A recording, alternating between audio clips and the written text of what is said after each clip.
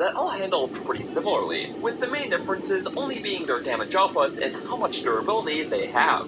But surprisingly, a lot of these weapons have special hidden characteristics and attributes that can make them far more versatile, like special damage bonuses, secret moves, or even extended range stats that usually aren't all discovered in a single-step playthrough. So today, I wanted to go over the secret attributes behind every single weapon and bow in this game, whether tiny or very significant, so you can take advantage of these unique properties in your playthroughs, which should help spice things up a bit. So without wasting any more time, for starters, melee weapons. Although most of your tools don't fare well against hard rocky surfaces, any of the mining type weapons, including the hammers and the drill shaft, have a hidden property where they can break any rock instantly.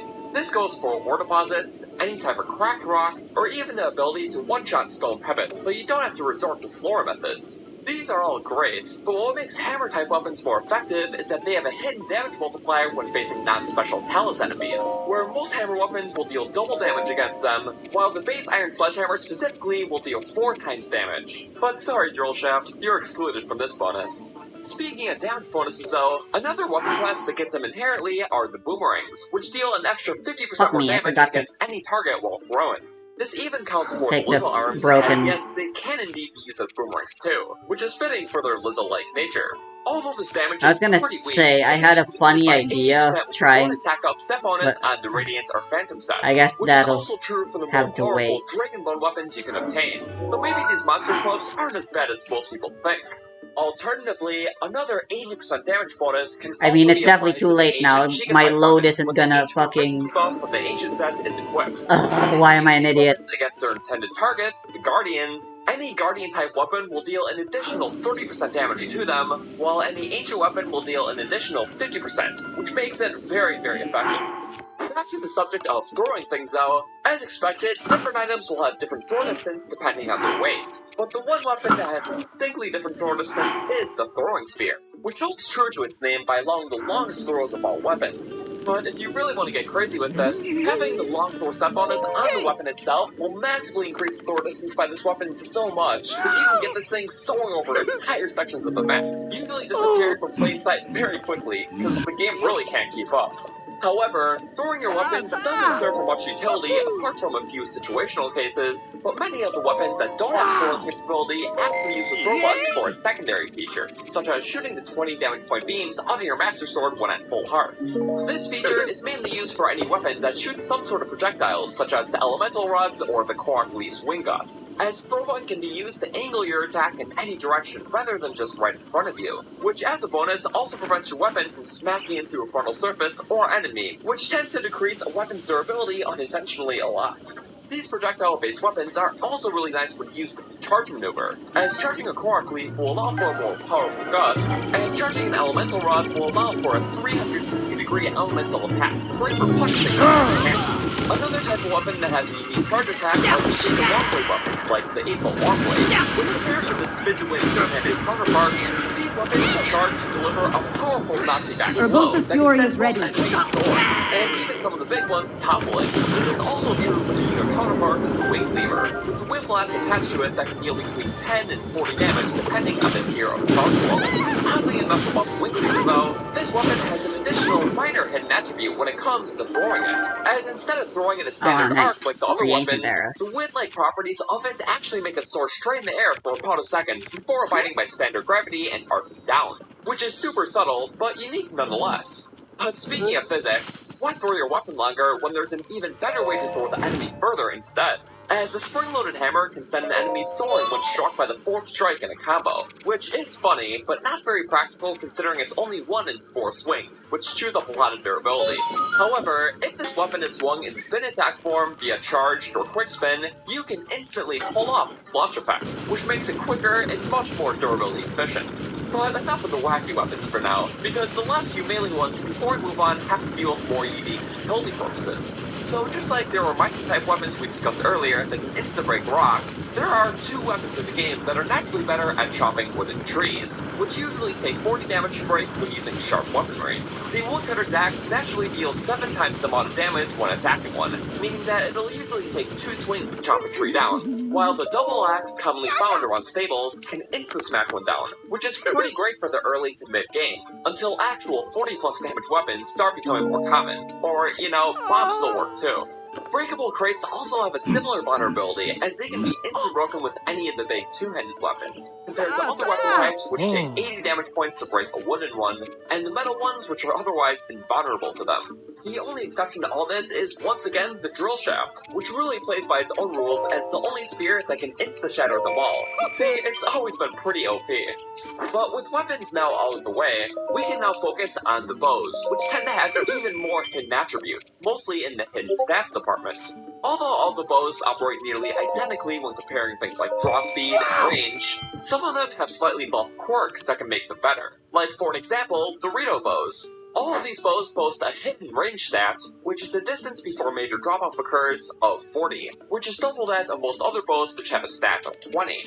And the native draw speed for all of these are faster than most others, with the Swallow being 1.3 times faster, Falcon being 1.5 times faster, and the Great Eagle Bow being 1.8 times faster. And these even stack with the potential Quick Draw modifier, which boosts the time it takes by another 50 to 100%. Yeah, it makes sense why these Rito bows are pretty advanced given the race that wields them.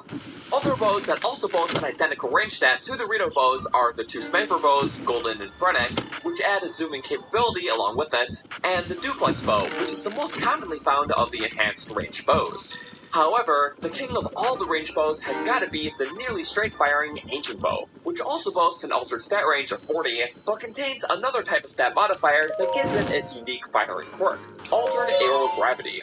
Unlike other arrows in the game that fall at a gravity rate of 9.8, assumably meters per second squared, the Ancient Bow's arrows drop at a significantly reduced rate of 2.8, explaining why they hardly fall off after a long shot. But this is also balanced by having a slightly reduced draw time of 0.7, which fits the sniper nature. The only other bow that has an altered arrow gravity is the Silver Bow, but since it's only 7 instead of 9.8 and only has a standard range stat, it's not super noticeable.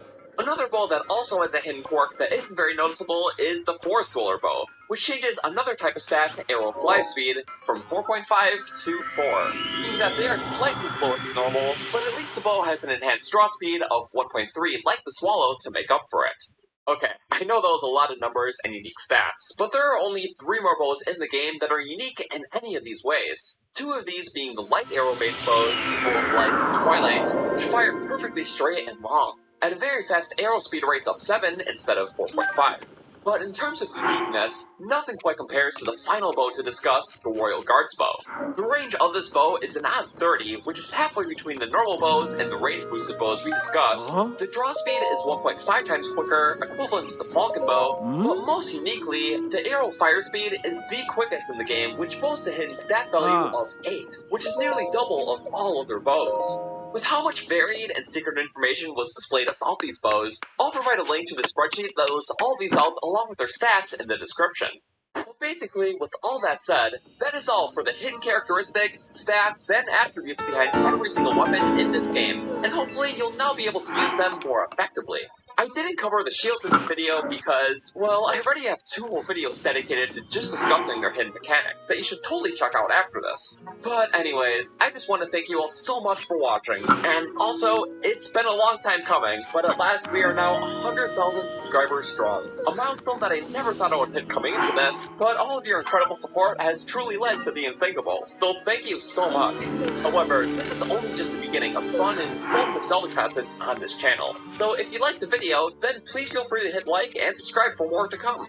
Digging deep into this game to find its secrets is quite the hobby of mine, and I have plenty of other helpful videos out already if you're itching for even more knowledge, or even just other fun videos because, well, this game's just pretty awesome. But with that said, I just wanted to thank you all so much again for watching, and I hope to see you all soon. Goodbye.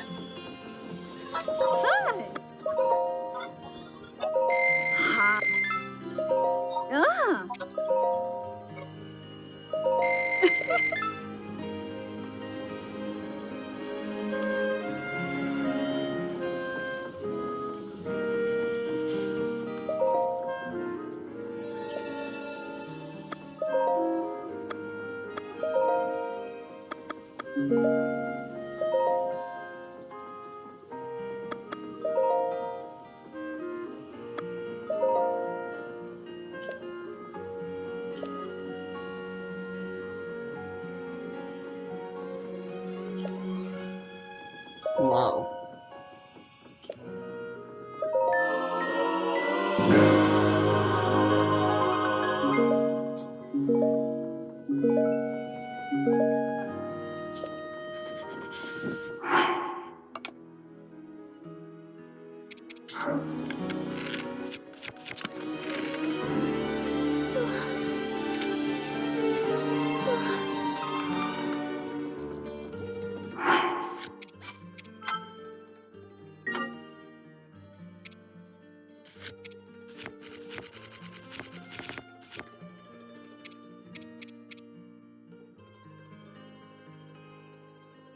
It's unbearably slow, considering it isn't even actually the strongest bow.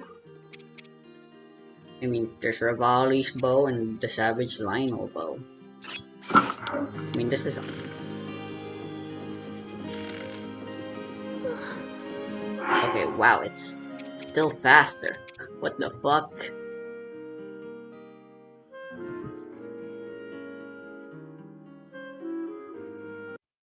I can't stand this.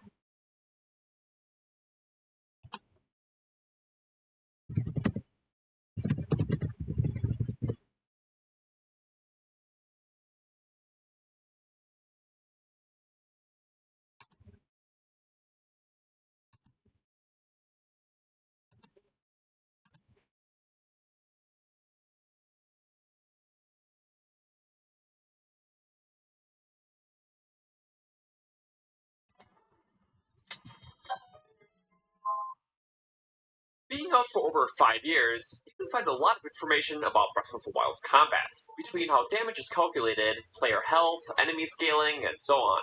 All stuff we've covered here before, but nothing we've broke down is quite like one specific group of enemies that have been given the dim spotlight, the Blights. Water, wind, thunder, and fire. They act as 4 separate spokes to Calamity Ganon, and this synergy happens to connect them way beyond just its thematic level, because after some strenuous research into them, I was able to break down and find out lots of secrets about them. Between the hidden scaling system they all utilize, how the game handles reflection and parry-centered attacks against them, and even their specific resistances and weaknesses in combat. The goal of this video is to highlight the stats behind everything a Blight could do to you in battle, and everything the player can do back to them, along with anything of interest in between. So hopefully you can use these skills and knowledge best in your fights against them. This will all eventually bleed into Calamity Ganon as well. So without further delay, let's get right into the stats. To start with, let's talk about the health values of the Blights, or rather, their health scaling. When a player goes to fight their first Blight Ganon, regardless of which one you pick, the Blight will have 800 health to hit through. But this only applies to this first Blight, as when you eventually fight your second, its health will instead be at 1200, fight your third and it'll be at 1600, and fight your fourth and it'll be at 2000. The pattern here is that every Blight that you fight has 400 more health than the last one you fought, hence the health scaling system. Since the bosses in this game can be fought in any order, this mechanic adds progressive difficulty to match the stronger weapons you'll likely have later on.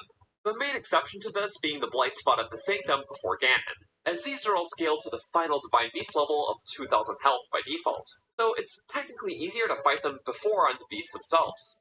To some, this is a surprise, but if you've been following the challenge runs or even just stats info, this has been pretty well applied knowledge for a while. But what most do not know is that the scaling system isn't just for a Blight's health, as it also applies to the Blight's damage output as well. Let's take Windblight for an Where can I example. find that Swing base attacks between 0.40? the Tornado and the Charged Wind Shot deal 24 damage to the player, or 6 hearts. Reminder that 1 damage equals 1/4 heart, therefore 4 damage equals 1 heart. So this 24 damage is the value you'll experience if you fight Windblade as your first Divine Beast Blight. But in Here subsequent it is, beasts, this arrow attack will charge scale by rate. +2 damage every time. So if fought as the second, the same attack will deal 26 damage, third, 28 damage, and fourth or Sanctum Beast, 30 damage per hit, or 7.5 hearts. It's not just these wind attacks though, of course. Most of the other attacks also either scale or have some sort of unique property to them that'll be interesting to go over. Windblade's other main attack, his gun, deals 16 damage or 4 hearts to the player, and is special because it can be reflected using the parry move. When pulled off, this value is reflected by either doubling or tripling What's its arrow value, in reload this rate? case 32 or 48 damage right back at the blade. The double applies to a body shot, and the triple applies if his shot hits his eyeball weak point. A player's positioning is what mostly determines where the shot will land. Despite doing more damage though, a headshot reflection does stop his laser attack, so a skilled parrier may try to position himself to the left to parry 4 potential body shots for the max possible total damage, as the gun gets in the way of his eye. But this attack can again be increased by the damage scaling of +2 per blade, meaning that if Windblight is your fourth one or fought at the Sanctum, these beams will deal 22 damage and can be reflected for either 44 or 66, which helps these reflections still feel viable in the later game. Windblight also has this crazy Gunstorm attack, which hits the player for 20 damage and also scales 2 per blade, but he always teleports away as the shots hit you, so reflection data cannot be tested. So far is that just covered between the blade health scaling, damage scaling, and reflections is unique and unconventional to most other base enemies in the game. But there's one other convention the blades also break that relates to the player's armor. We mentioned before that a player's armor works by subtracting its rating from an enemy's attack damage to create a final damage. So 10 armor against a 24 damage attack creates a 14 damage attack, or 3.5 hearts. But if the armor meets or exceeds the amount of an enemy attack, it still does a quarter of a heart or 1 damage to the player regardless. This margin of unblockable damage is what I call an armor threshold. And although it works this way for pretty much all other enemy attacks in the game, the majority of all blight attacks have the armor threshold raised to a full heart instead of just a quarter. So even with amazing armor on, they will still wallop a full heart from you at the very least. As we go through the other attacks, this full heart armor threshold will be the assumed one for all physical attacks unless otherwise specified. But it's most important to understand for the next beast, Water Blight. Its base attacks consist of swinging around or stabbing you with its spear, which deals 24 damage to the player, just like Windblight's main wind attacks. If you get too close to it though, it will do a defensive slam down, which deals a lighter 16 damage, unflurryable, but a much easier parry. All of these attacks scale 2 360? damage per blights, and of course have the standard armor threshold of 1 heart. But Water Blight's other two main attacks, which are both projectile based, the Spear Throw and the Ice Cube Hurl, have a property unique to any other attack a Blight can do, and grant them the title Armor Breakers. Both of these attacks deal 24 damage to the player at its base, and they damage scale 2 per Blight just like the others, but are unique as the armor threshold of 1 heart the attacks have also scale by an additional half a heart per Blight. So a final form Water Blight will hit you for at minimum 2.5 hearts regardless of good armor. The only odd exception to this is Sanctum Water Blight, where specifically the ice cubes add another heart to the threshold compared to a fourth So I divine guess beast the one, lower it probably is, because the it's easier better, to the dodge here. faster. Now this won't be apparent when fighting him as your first For beast, as arrow the armor reload threshold rate. is at its base and hasn't scaled, but this threshold increase is a unique quality only Water Blight has. It's likely its addition was to greater increase the risk of getting hit by them, as if successfully countered, both can be reflected back at the boss for really good damage. For the spear, one good shield parry will quadruple the damage output of it back at the blight. So a potential 24 damage hit to you becomes a 96 damage attack to the blight. And with max scaling, this now 30 damage attack will be increased to 120, one of the biggest blight reflections you can do. The Ice Cube reflection isn't as significant, but definitely a lot easier to pull off with lower risk. If you stasis the first one in a combo, you can have all the subsequent cubes hit it for a momentum increase, then just swing once in Waterblight's direction to redirect the path back, and this impact alone does 50 damage. But more often than not, this hits him twice for 100 total. Since this projectile is not of standard ancient energy, it doesn't get reflected for a multiplied value of what it does to you, like the spear and gun from earlier. So some of these just abide by a pattern of their own. Everything we have now talked about just covered standard physical attacks, but so far nothing about elemental attacks, which are key fighting elements for the other two blights. Elemental properties do not get blocked with armor points, but rather the respective buff, either shock resistance or fireproof. So let's go over the blades that deal with these, starting with Thunderblight. His rapid sword flurries and swipes will damage the player for the standard 24 hit points, which scales 2 per blade. But occasionally he'll throw shock orbs at the player that also do 24 damage and scale 2 per blade, but cannot be blocked with any armor points as it's an electrical attack. This instead is only dampened by the shock resistance buff. Level 1 knocking a third off its damage, level 2 knocking 2/3, and level 3 completely nullifying it and contact does nothing. Same with the other shock based attacks in the game. Later in the fight, Thunderblight will imbue his swords with sparks, combining the physical and elemental properties into one attack combo. If he swings at you like this, the sword's 24 damage and the shock's 12 damage will combine to 36, and that is the value of the attack. This can be better illustrated when it uses its shield bash against you, as first the 12 shock damage stuns the player, then the sword swipes for 24 hit points. This 24 damage sword swipe scales in damage to per blade, but the shock effect of the weapon does not scale at all, as it's considered a passive effect of the boss rather than a direct attack that would normally scale like the electric orbs it throws. Thunderblade takes advantage of its shock sword the most when he rapidly flurries at the player, and since they are stunned from the shock of the first swing, they get hit a second additional time from the physical damage. Luckily though, the swings in this attack output slightly less damage at 20, which scales 2 per blade, maxing at 26. But even with the slight damage reduction, it's still one of his strongest attacks, as the 226 swings and the 12 shock damage adds to 64 damage in total when max scaled. The reason why the lightning portion of the damage only applies once, despite hitting you 2 times, is that elemental damage in this game only applies if the player or enemy is currently not experiencing that elemental effect, as we've explained in previous stats videos as well. But before a player even gets to this shocking part of the fight, he will have to face off with Thunderblight's Thunder Spear attack, which boasts a punishing 36 damage, 24 being physical damage and 12 electrical. But the parameters for this are slightly different. For one, nothing in this attack scales with Beast Completion, which is the first attack so far where the physical component does not scale in damage. And also, the armor threshold for the physical portion instead of 1 heart is 3 hearts. Luckily, this attack can and pretty much needs to be reflected, which does a fixed 200 damage to Thunderblight. This makes it insanely overpowered if you fight him as your first blade, as this would then off exactly a quarter of his total 800 health. The final blight needed to discuss is Fire Blight, whose main difference right off the bat is him being the heaviest hitter. Instead of dealing the standard 24 damage, his giant axe chops the player down for 28, which scales 2 per blade. This applies to any type of swing, including when his axe is imbued with flames later on, as surprisingly this does not add additional fire damage as one may think. Instead, after he swings his fire axe, this spreads a bunch of stray flames around that upon direct player contact, damage them for 16 health, which doesn't scale and is completely nullified with the fireproof set bonus on the Flamebreaker armor, as it is a fire attack.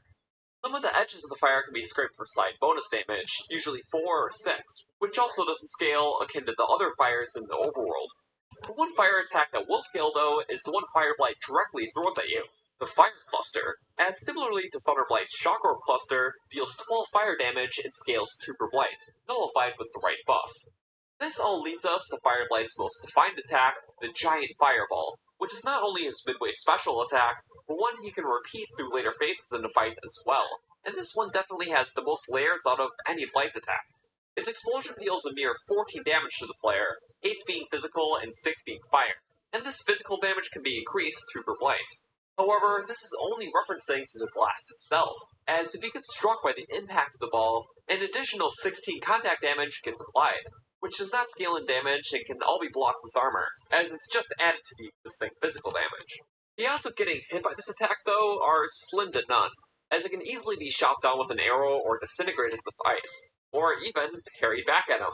Doing so during that mid-phase move does a fixed 18 damage, which is 10 plus the base physical damage of 8, regardless of where the blight is scaled. Well, sadly, it's really weak and not exactly worth doing. However, after this phase, Fireblight now occasionally uses this attack without his giant shield around him, which allows you to reflect not only the explosion properly, but the ball's contact damage with additional parry bonuses. And here's how it all works. The physical damage of the attack, plus a reflection bonus fast of 10, ancient bow. plus the ball's There contact damage of 16, plus its reflection bonus of 10, perfectly which where I equals want the it to be. final number. At first beast will be 44, and at final will be 50, so it's still not a super good reflection, but still free damage nonetheless. With all these different attacks between the Blights, it would be a shame to gloss over the one attack that they all share in common, which is their charged laser, a special 46 damage beam attack that they start pulling out later in the second phase of their fights. 40 of that damage being physical and scaling tuber blights, and the other 6 being purely fire, and there is a much bigger 3 hard armor threshold on the attack. Sometimes the Sanctum beams do a little bit less so, and I'm not quite sure why. So this is probably the most familiar attack to parry in the game, being nearly identical to the feel of a Guardian Laser, and it's effective to use against all the blades. Against Thunder Blight, parrying this back breaks his shield and leaves him open for a bit, which in itself is practical for getting a few open hits. But what you may not have noticed is afterwards, he reshocks his sword before growing his shield back, meaning that you won't have to deal with an electric shield for the next bit of the battle, making that game-ending shield bash move he does almost always not a problem. For the other blights, though, deflecting the laser against them is a lot more direct, as the physical damage of the beam gets reflected perfectly back as damage to them. At its base, it'll deal 40, and at max scaling, it'll deal 46. If you notice, the only damage that is being reflected back to the blights is the physical portion, as the fire damage from both the laser and even the giant fireball from earlier are totally ignored in this. This is because, like other bosses in the game, elemental damage is completely ignored for them, so there's no sense in wasting fire, ice, or electric properties on the blades. This is why an elemental only run of Breath of the Wild won't be very fun, sorry. Which leads us to 2 other little important things about the blades, their resistances and vulnerabilities, such as bombs. They are commonly thought of win-all solution when dealing with complicated problems in the game, but are nerfed in many ways when facing the blades. Due to their elemental resistance, the fire and burning damage that bomb arrows provide are completely null against them, and only the explosion damage counts, which is typically 40 fixed damage. But all Blights and Ganon have hidden bomb resistance stat of 0.8, meaning that all bombs will only do 80% of their full damage to them. This Yep, brings the I 40 saw that damage while I down to was editing 32, their which stats. still makes them effective, but takes a slight edge off them intentionally. Same goes with the remote bombs. A regular one that does 12 damage usually now does 9 against them, and an upgraded one that's normally 24 is merely 19 against them. But hey, I guess it technically makes using the upgraded bomb, specifically in the Fireblight midway, just 1 damage point more effective than the Fireball parry, which deals 18. Maybe that 1 damage point difference was intentional, or just a funny coincidence. For more on explosions, feel free to check out our explosion stats video that covers the majority of the others in the game. I'll have that linked above and below. One final note about resistances, though. Due to the different nature on how you fight the blights in the game, it's easiest to use your bow and arrows to beat down Windblight and arguably Waterblight Ganon as well. So for balancing, the headshot hitbox of these 2 blights is nerfed, so your shots only deal 50% extra damage when fired here, compared to normal enemies where it's normally worth double. The other blights in Ganon don't have this reduced at all though, as the eye is much harder to hit here. This actually does help explain one interaction from earlier, though. How parrying a gunshot at Windblight's eye instead of his body does 50% more damage instead of doubling. And now you know why. I think it's all pretty neat how it connects like this. But with all these resistances comes a weakness. One major one, and that is the Ganon's Ancient Backbone. We've explained before that all ancient weapons deal an additional 50% damage to ancient-type enemies such as Guardians, and this bonus surprisingly counts towards the Blights and Ganon as well. By far the best use for this may be with the Ancient Bow, Alright, which good. deals 44 base damage, but with the vast amount of buffs that are stackable, we can build a super-powered Ganon-slaying weapon. By using this with a level 3 attack buff, which adds 50% more damage, Ancient Proficiency, which adds 80%, and making sure this hits him in the eye, which adds either 50% or double the value. All of these multipliers stack up multiplicatively to create either a 266 or a 356 damage shot, enough to nearly or fully 3-shot an entry-level Blight Ganon. Well, let's just get a little crazier with this, just by changing our arrow to an Ancient Arrow. Typically how these guys work, I've found to realize, is that they just increase the base attack of the shot by 20 damage to any boss, which is increased to 30 against an Ancient type, and is affected separately by the attack of buff. It may not seem like it'll make a huge jump, but since most of the other values are calculated afterwards in the order of operations, this multiplicatively stacks to create an insane shot of 693, or 513.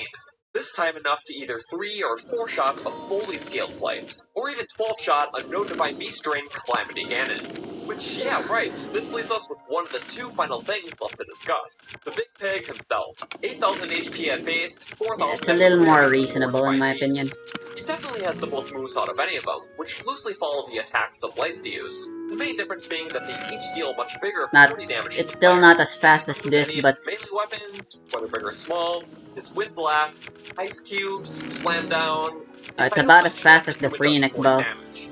Biggest difference here though is that basically all of his moves, unlike the Blades, boast an armor threshold of 2 hearts instead of 1, so a lot more armor ripping than his smaller ancillaries.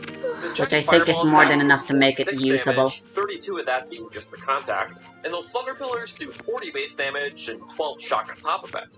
So that part is similar. Surprisingly though, the fire left behind by Ganon's giant axe only deals 2 hearts instead of the 4 upon touch, which is the only attack that he does that is less than the Blades, although indirect. The Gun Cannon does a slightly lower 36 damage, 4 less than other major attacks. And lastly, the Guardian Beams can still reflect that of the Blades, just at their base scaling. Now, the damage is obviously a lot meatier, but the interesting part here is how all the reflections work for all of these that can be, as compared to the Blade counterparts, are drastically buffed to make a much bigger impact. For instance, the Ice Cube attack that once hit for 50 back now hits for 100, and this typically double hits just as it did for Water Blades. Kinda Spear wish Throw it can worked also be faster. reflect back for the same exact damage as a max blade, 120. But for this time, instead of quadrupling, it triples its 40 damage version to get the same effect. The gun's reflection actually works nearly the same to Wind Blades here, as a body shot doubles the damage to 72. But this shot cannot hit the head for bonus damage, and one direct hit is enough to end this combo. The Guardian Beam gets a very big buff here, as instead of just mirroring the damage back evenly for 40, it instead gets tripled against him for 120. But none of these reflected attacks can even compare to the final of the bunch, which gets the biggest glow up, the giant fireball. To be weak, but one good parry of this sets Ganon back a whole 160 health. 120 of that being the explosion, and 40 of that being the impact damage, that you can actually observe getting applied to Solid yourself range, a split too. second before the rest goes off. Between all these reflected attacks, this is why I like to think of the Blades being the tutorial of sorts for practicing how to counter all these different moves, as most of them are far stronger offenses to use against the big Ganon in that fight. So truly, the better you're prepared, and the more you practice them against the Blades, the better off you'll be. Now, with everything discussed about Blades and Ganon in the base game, your final question may be, what about Master Mode? Beyond just health regeneration, is fights any harder? And the answer is yes, with just one sole factor. All the Blades in Ganon get one more edge in this mode that makes them more unique than any other enemy, which is a 50% damage output increase to the player. So when naked, a 40 damage swipe to you will now deal 60, a full row of hearts. Ouch. But the way it's calculated is very interesting, as instead of just increasing the raw damage of the attack, this value is applied at the end of the player health loss calculation, which factors in armor beforehand. So against this 40 HP swipe, if you're wearing 20 points of armor, this attack gets brought down to 20, and then the Master Mode increase of 50% raises it to 30. This is to ensure that your armor marginally and secretly scales with the increased damage of the Master Mode bosses. So having an armor rating that near meets the base value of these attacks will still put you at a similar advantage as in normal mode, with the exception of the armor threshold also scaling by 50% since it's calculated in beforehand. So Ganon's is now 3 hearts instead of 2, and the Blades are now 1.5 instead of 1. Just gotta watch out for those lasers now, as their armor threshold moves from 3 to 4.5 hearts on top of the fire damage. But in short, these Master Mode changes mainly punish the unequipped more, otherwise they make these fights either marginally harder or just a bit more compared to the normal bosses with enough health and armor points. And with that, that's pretty much everything I have to discuss about the stats and secrets behind Blights in the game. This was quite the extensive research project to do. Now, it really sucks that Blights don't have numerical health meters like you can get with the Champion's Tunic on normal enemies, because that would have made all this testing, especially for the reflection data, a lot easier. My workaround was by counting all trackable weapon attacks plus one unknown against the Blight's total health to figure out what the unknown damage could be, and, you know, maybe one day I just gotta do behind the scenes on how I make these things. But anyways, if you'd like the things covered in this video, a few other good ones to follow up on this series would be the explosion stat one we mentioned earlier, the player health and armor video, and even the damage stat. All good watches that are in the same ballpark as this. Or really, feel free to check all of them out just for knowledge's sake. They're all in the description playlist. Thanks for watching though. Please feel free to leave a like and sub if you haven't already for more stats in the wild, and I'll see you guys all in the next one. Goodbye.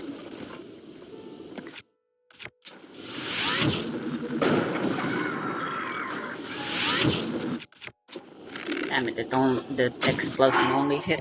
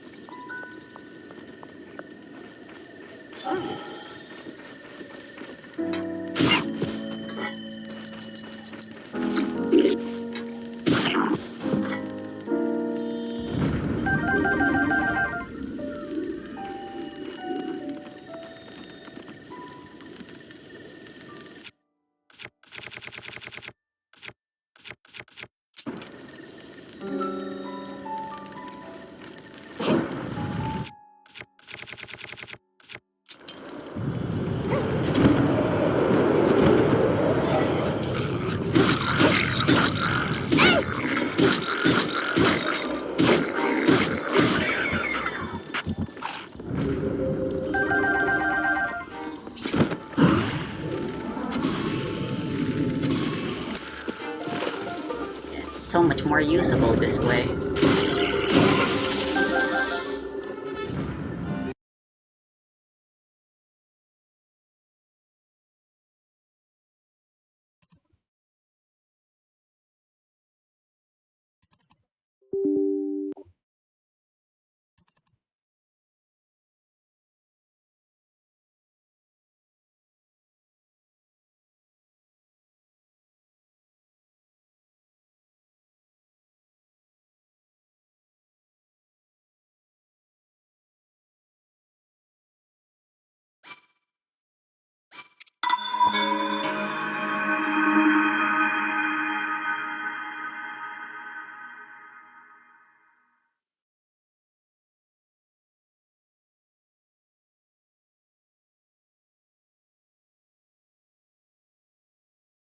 What the?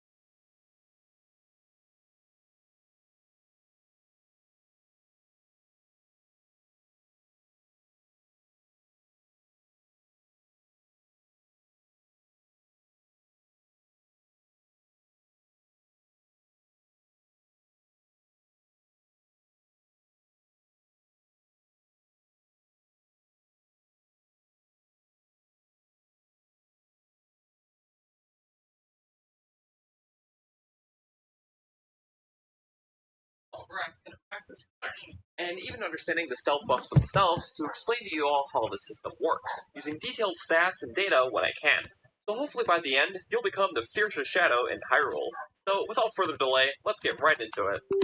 Before directly explaining how player stealth mechanics work, we first need to explain and understand the details on a mechanic called enemy detection. As many of you may know, whenever an enemy has an exclamation point above their head, it means that they have detected you and are going to pursue, while a question mark means that they are suspicious and are meaning to investigate in some fashion, which then may lead to the explanation point. Now, there are two main ways an enemy can enter one of these states related to their senses: an enemy's vision and an enemy's hearing, which we'll go over how each one works one by one, starting with the vision. So many monsters in this game, like this Bokoblin, will clearly use their eyes to see the player if they're in range, which will put them in either a suspicious question mode or a pursuit exclamation point mode, depending on where the player is. This is determined by the two separate cones of vision that a Bokoblin has. One long 40-degree cone, which will trigger their suspicious mode when the player is inside, and one shorter 90-degree cone, which will instantly alert the enemy of the player's presence when inside. The lengths of these cones are measured by its own unique style of measurement that we'll just call units, with the long one being 40 and the short being 30, as explained in the game files, plus this will be comparative to the other measurements throughout this video. So quite clearly, if a player enters a Bokoblin's inner cone, they will detect and pursue the player until either they run out of the Bokoblin spawn zone, or if the player manages to hide somewhere nearby, the Bokoblin can't reach you by walking. However, if the player just enters the enemy's outer cone, the enemy will enter its suspicious state, and the player is given a few seconds to leave before the enemy fully detects the player and begins to pursue. So think of it as a warning zone. The time leading to detection in this cone is indicated by the red question mark filling up the longer the player is there. These just take 3 seconds to fill up on normal mode, or 3 seconds on master mode. The master mode's harder difficulty. However, stepping even a step outside the cone will instantly remove their suspicion and bring them back to neutrality. Even stepping inside and outside of their outer cone can rapidly trigger that, and you'll see where the exact boundary is. It's not very bright and not the best in the game. Now, the only other question to add on top of this is how other environmental and surrounding factors can alter an enemy's sight. Well, one, if there is an obstacle obstructing the enemy's sight, even in their cone of vision, then they simply cannot see you. Pretty common to eye knowledge. The player can also hide and telegraph behind themselves inside an enemy's cone of vision, but it's actually very touchy, as it only obstructs your vision in the tallest of grass, and even a touch into anything shorter will trigger their alert. Yeah, even that. Plus, you need to make sure that you're only stealthing while doing so, as literally any other movement type, like doing the crouch jump or even drawing your bow, will raise the player high enough to trigger the enemy alert. Man, I got some red stars. Hiding in the shadows or waiting for the sun If to the go game down said doesn't fuck seem to you, the affect game's an gonna enemy's crash. sight, which is presumably because they have some sort of night vision anyways, but the time of day is still important When to I stealth, actually as most camp want red monsters stars will sleep again. at night, meaning that their vision is Cause completely you know, shut I off, fucking and only died. their ears are open. But be careful when going in for the sneak strike though, as if an enemy is bumped into while trying to pull one off, this will also trigger their detection, so keep a safe distance. And lastly, but not least, the player's stealth buff, via either potion or armor, has no effect on the enemy's sight detection, as that is strictly for the sound, which we'll get into in just a sec. Because first, we need to cover the last important thing about vision cones, which is how they differ between all the world's monsters. The one that we show for the Bokoblin, as pictured here with the 2 angles and sizes, happens to be shared between almost all other Bokos, Lizzles, and Moblins in the world, with the only small difference being the vertical up and down distance of the cones, which is pretty self-explanatory to their height, and not pictured. These enemies that vary in eyesight stats are found mostly within the Archer Tower and Football variants. Like the Bokoblin Watchtowers, for an example, feature the same angle measurements as the standard, but with a slightly longer suspicious cone and a slightly shorter detected cone, which prevents a player from running straight into their detected zone head-on with a longer warning length. The archers on the Master Mode floating platforms had the same standard detection cone, but their suspicious cone is twice as long as usual, with a slightly wider 60 degrees wide angle. Yeah, a lot of these archers will vary a lot like this depending on the type of enemy and position. I'm showing them all off here, but it'll take a while, so I'll have all the exact values of each listed in the description. But okay, a couple more unique enemies to show off because they're pretty interesting. The Wizrogues are one of the few enemies that don't even have their outer suspicious cone. Oh yeah, They just have a you 30 can't unit long fucking... detection circle around them that will trigger their alert. I guess that's just the work of whatever magic they're using.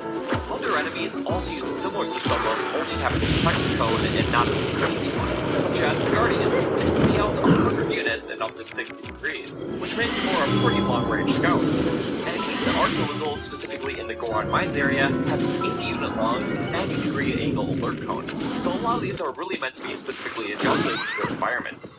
And last but not least, Meduses are totally different in the way that they can't even sense you with their eyes at all and have zero vision count. So instead, they can only detect you with their hearing, which will be the other major end of stealth that we will discuss. So the most important thing to understand about stealth when it comes to stealth is that it's never actually necessary to alert by itself. Rather, it's always an enemy so the player hopefully ends up with more vision. Something suspicious will cause the enemy to pop their question mark, question mark being the outer vision cone.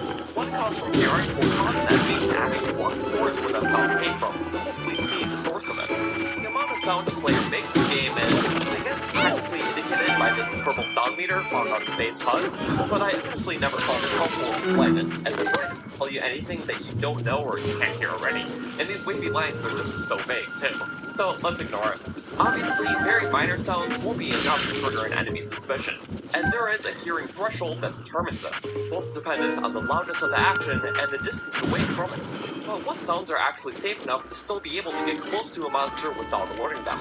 And how does player movement affect this when trying to get close to perform a stealth strike? Well, unfortunately, there are no exact stats we'll have to work with on the decibel levels of each player's actions. We'll just have to look at all the different sounds comparatively between all of Blink's moves. At its base, there are 3 ways a player can be quiet enough to approach an enemy closely to perform a stealth strike. 1. Walking very slowly by barely tilting the analog stick. 2. Stealthing at half speed, as even full speed mode will alert the enemy at the very end. And 3. Dropping right next to an enemy via paragliding or falling. Ironically, are all safe, quiet enough actions to not cross over the enemy's hearing threshold to trigger an alert of any kind. But more than likely at this point, Funny. you already have access to the stealth sets or stealth buffs, which help stretch the player movement limits to safely perform louder actions closer to a target, as each tier of stealth buff reduces your sound outputs by a set percentage. A level 1 buff makes a player 20% quieter, a level 2 makes them 40% quieter, and a level 3 Probably better buff off with makes a a player drill up to shaft instead of the 70% Royal quieter. Guards Claymore. So what this means, an example to this, is that with a level 1 buff, a player can now safely stealth at full speed around an enemy while avoiding detection, and even use a stealth jump to get around faster. A level 2 buff allows a full speed walk to not trigger an alert until they are very close, and the powerful level 3 buff makes it so full speed walking and even hopping around doesn't trigger an alert whatsoever. So you don't even need to use the crouch move or slow down to get close to the enemy. Now this is a tier of buff that should be strived for to pull off the stealthiest yet speedy attacks. But it's important to note that there are still many actions with this that will still make you too noisy. Like sprinting is still a very loud action with the buff or without. It should be avoided at all costs with stealthing. And actions such as whistling or doing any form of melee attack besides stealth strikes do not get reduced by the percentage buff at all actions. So these are all definite no's.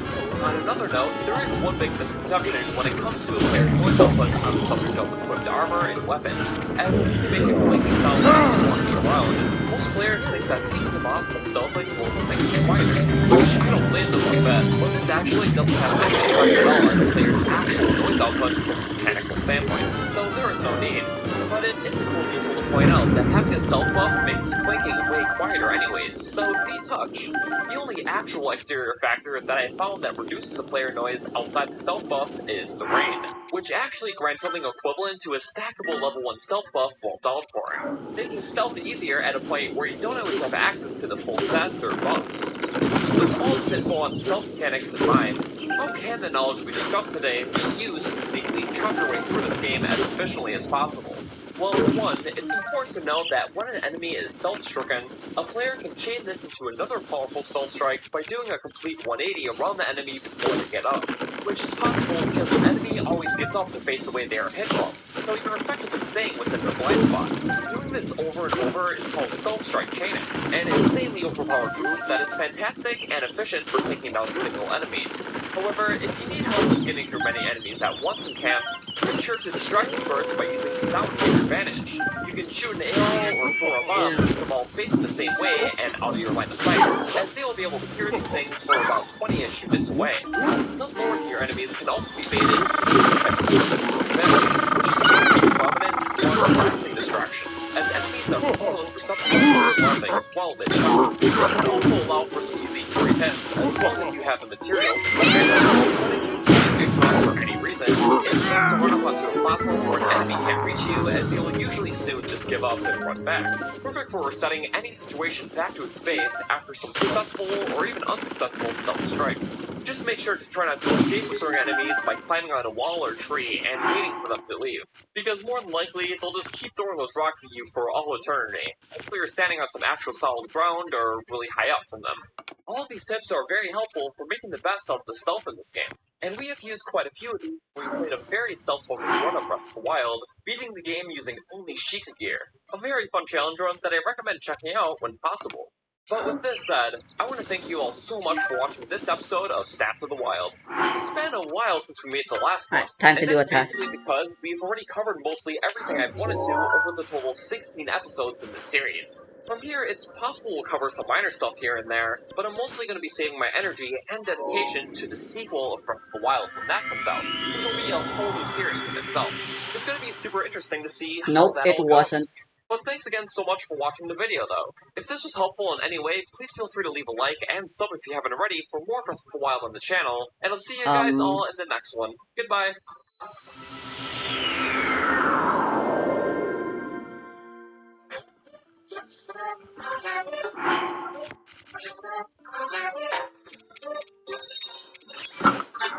Zonai conflict should be resolved as such. Can we take on their full prowess to best the upheaval? Clearing all dungeons, shrines, and maxing out to the fullest to beat Ganondorf for good?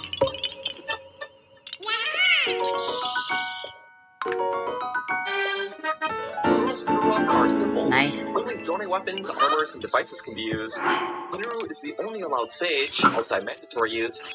Beat every dungeon and shrine, and collect all Zonai relics, including Max Battery, the Fabric, and all 8 armor sets. Given the amount of freedom we have to build, we can get way more creative than a first playthrough could ever be. But we'll have to start small for such a huge crescendo, and I hope you all enjoyed the run. I have to actually kick off for the Zonai Shrine, Zonai Pants. Here there's going to be the shirt here, another pair of pants, and when it comes to weapons, the Zonai only, Great Skyline Flute. There's quite a lot of things to get. And for the Zonai, we have a lot of building potential. Maybe a little silly. Perfect! We can just fix it entirely. The bridge is open for anyone. Wow! I only have a hand on an arm. Wow! Wonder. It's a quiet drop. Waitley. Nice! Sweet bones of theirs. For a first horn. And. Bow. Get up. Bow! No! Okay. Old wooden bow. Zonai style. That? Perfect. He was not expecting the. Oh, he was expecting. But. Oh, my sheet. Bye bye. In the eye. For an eye shield. This way. Oh, one shot. Okay. Extra weak ones. It's fine. I can try also breaking the weapon in front of them, and then before I pick up the broken weapon, I fucking look at them. Maybe that doesn't. Arrows, and more bows. I don't know. I'm a fan of that. Yeah. Soon enough. It's strong for an archer. Take it. Huh? There we go. Finish him off. Nice. The only construct bow. Fully maximum bows. We still have 2 more shields coming. 2 for 1. Huh? Do that chest to hand. Just like the warp new blade with hands. This is a good place to go. Oh, maybe not with that ball. Ow. VA shield surfing. Takes no durability. It's on.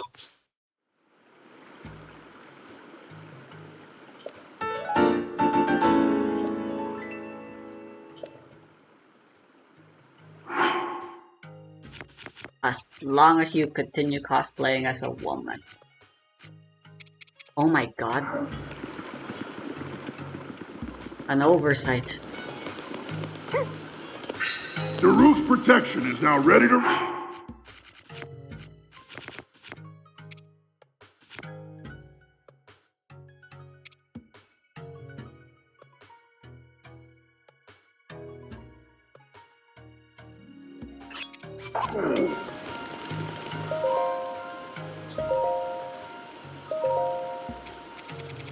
One I will be taking full advantage of.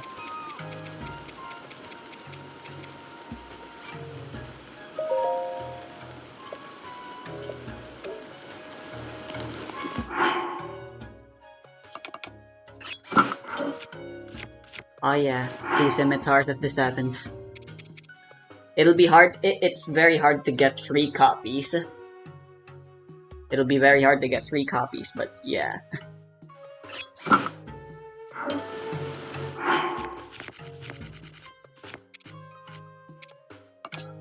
I don't want to try the trial of the sword.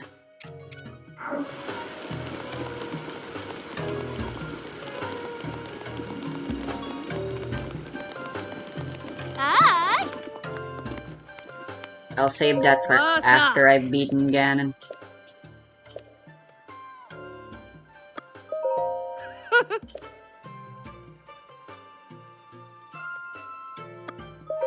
Huh? Hi.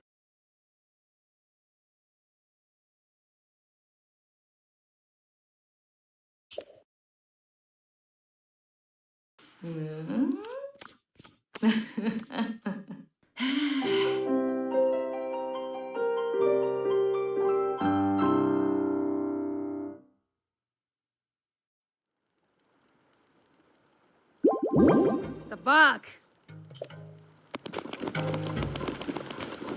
Hey.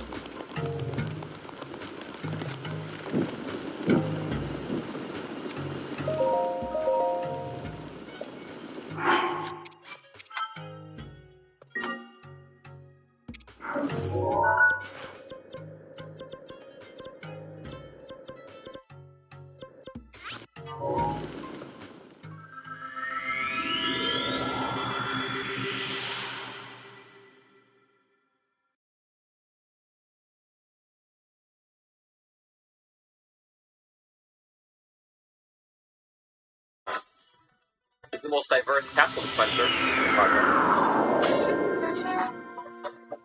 Yes. We get Training. pups. Wings for flying around. And it's like that, 4 separate types. Wait, on top of the tree? I think this can work. That was so stupid. All-seeing eye? Oh. And I can't tell where the eye starts. You guys get? Oh, not that. Burn them all. There we go. That's much better. Don't take it. No. Ah. I saw that. Okay, I need my battery back. Nope. Don't fuse it. I'm gonna be in combat the moment I land, so... Ow. Oh. Oh. Can't kill me yet. Oh, forever. Bye-bye. You take very low damage from this, but it's just like brushing it off. Uh-oh.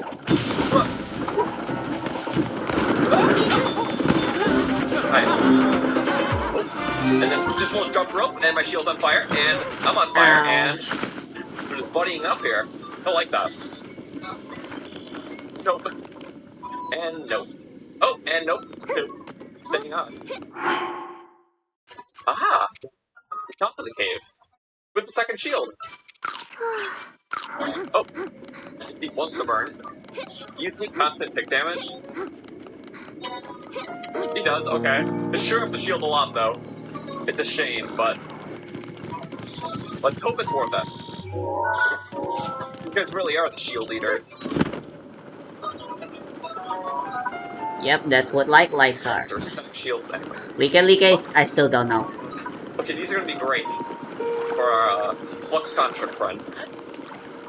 Very scary. I like the danger. Okay. Amber. Risk our life for an orange diamond. Oh, and he just had a nice choo-choo feast. Okay. What? What? Well, that's a headshot. Or I just flick my controller. Yep, it just works.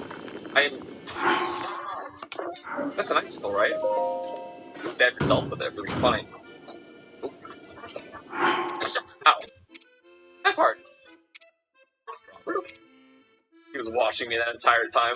This is that Link guy that he put his faith in. Try your best, though, man. Wait, but you're a ghost. Phase through. It's not very ghost-like. That's the thingy.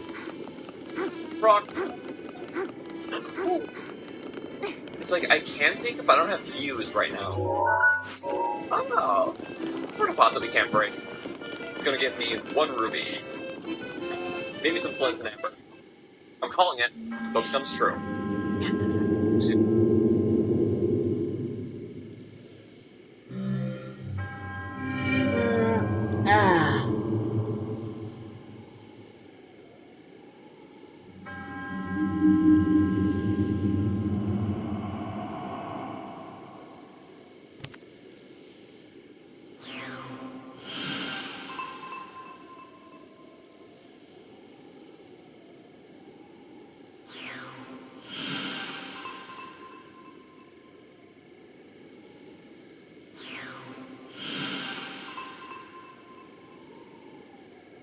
Oh?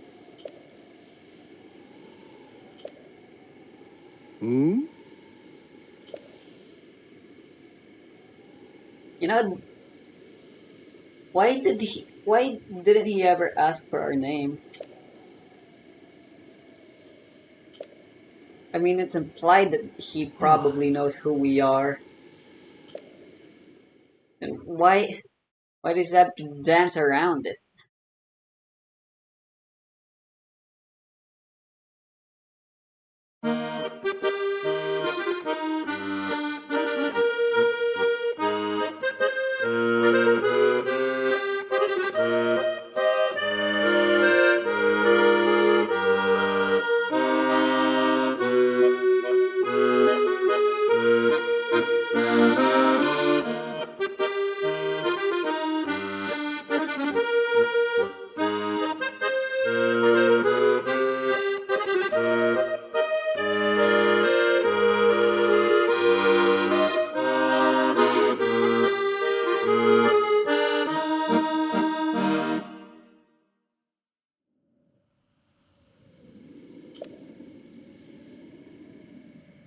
Uh...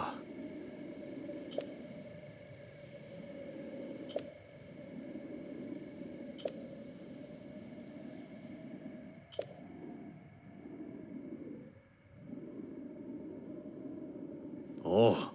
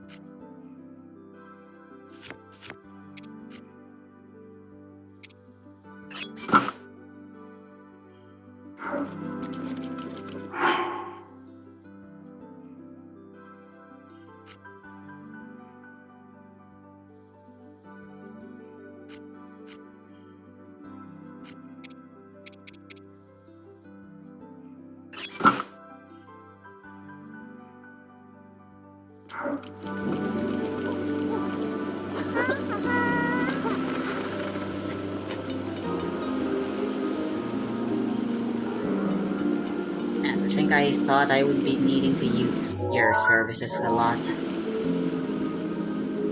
Mr. Lumen Stone Man.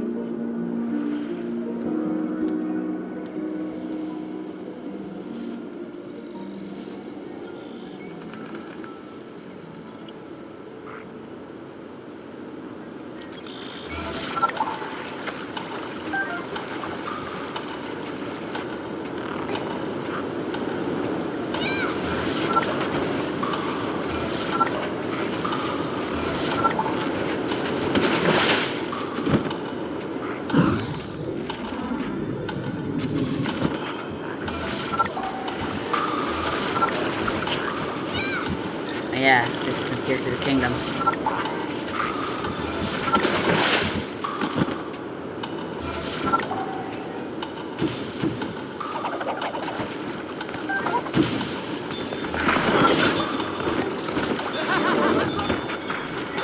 You're wasting my time.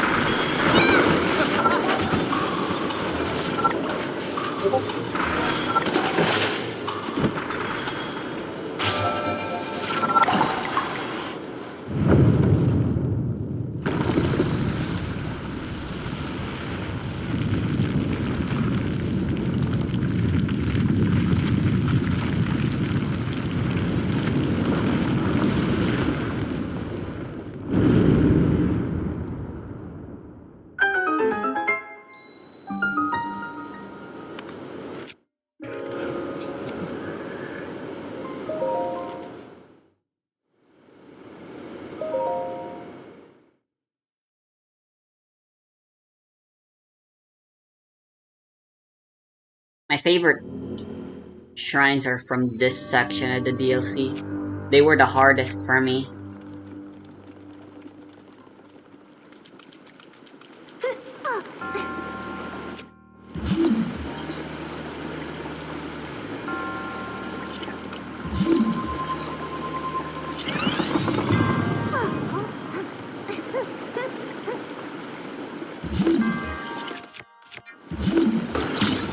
I'm pretty sure I just cheesed this during my initial playthrough.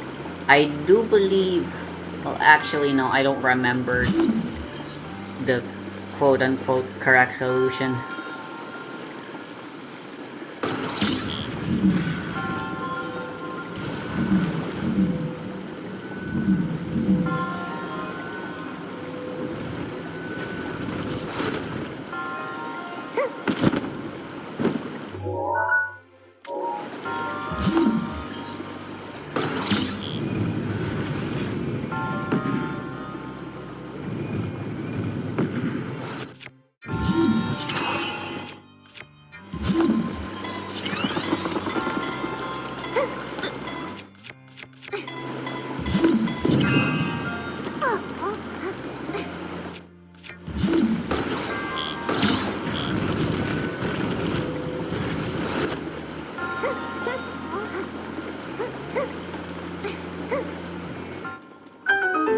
A solution's a solution.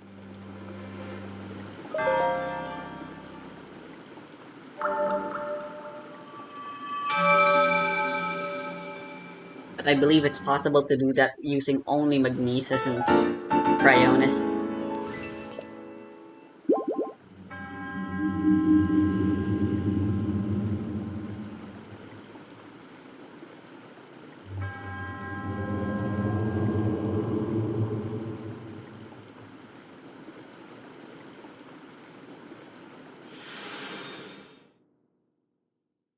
Let me go beat up the ancient Lionel.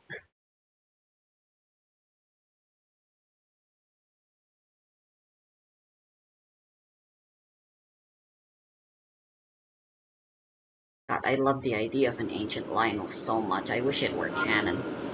The coolest thing Dark Army Resurrection adds, in my opinion.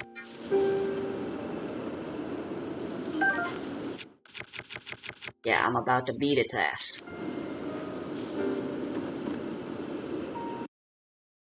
Shit.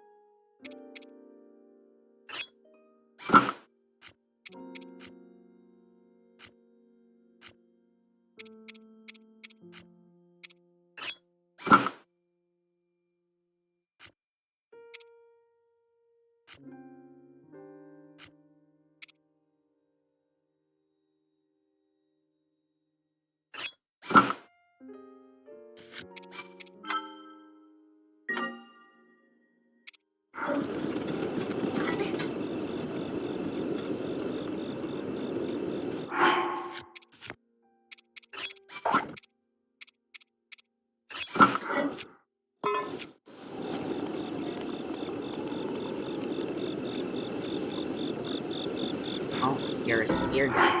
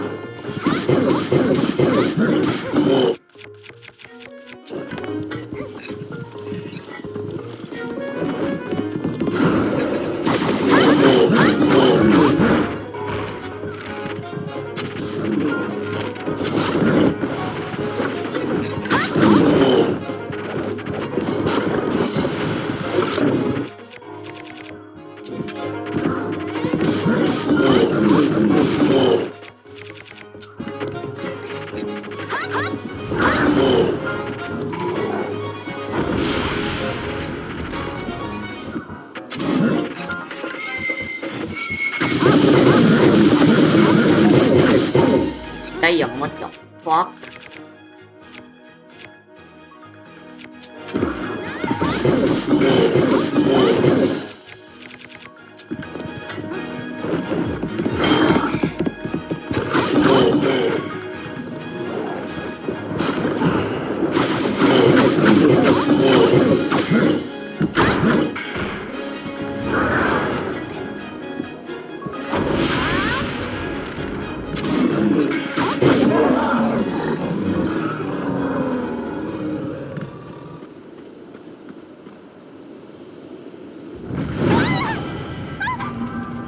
It is my pleasure.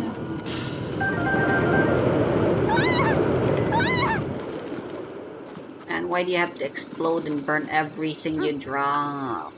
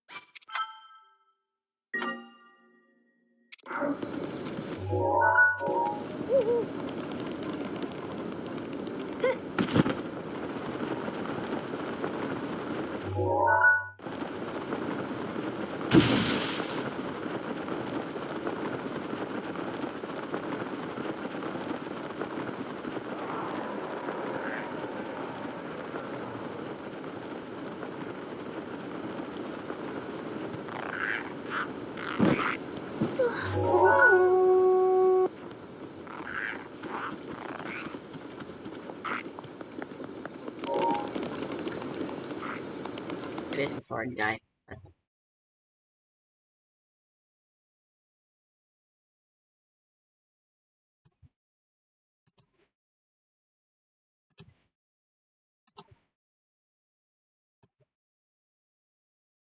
Oh, the game crashed. That's but.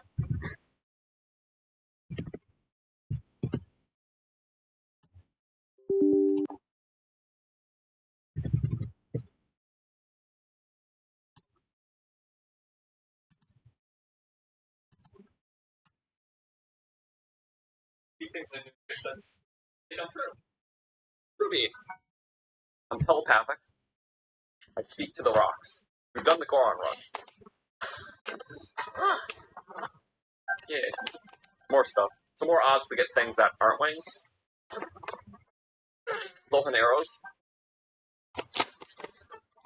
Lift off. Kind of. Any place in the island's a good view of the island. Just so majestic.